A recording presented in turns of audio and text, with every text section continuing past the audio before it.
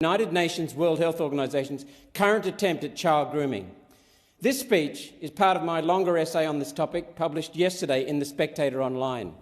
The World Health Organization has orchestrated a framework for health and education policymakers called Standards for Sexuality Education in Europe.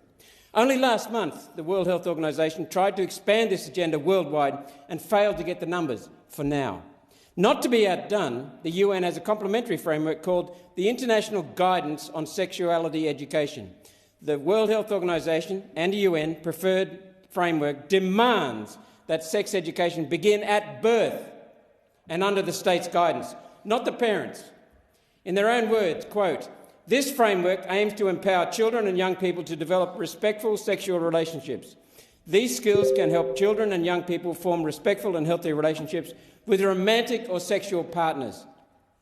By age 4, the child will have knowledge of biological reproduction and sexuality sufficient to differentiate between heterosexual and homosexual behaviour and will be taught about consent. Under 4, by age 6, children will be exposed to education on intercourse, masturbation and pornography.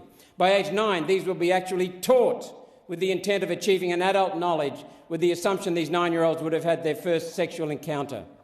Well, they will now. By age 12, the World Health Organization will place all this knowledge into the appropriate political context, thereby destroying our kids' chances of ever having a loving, monogamous relationship. Children are impressionable and in early formative years can be scarred for life. Adult sexual content has no place in a child's education in the way these monsters propose. It's time to get out of the pervert's paradise that the UN and its agencies have become." Senator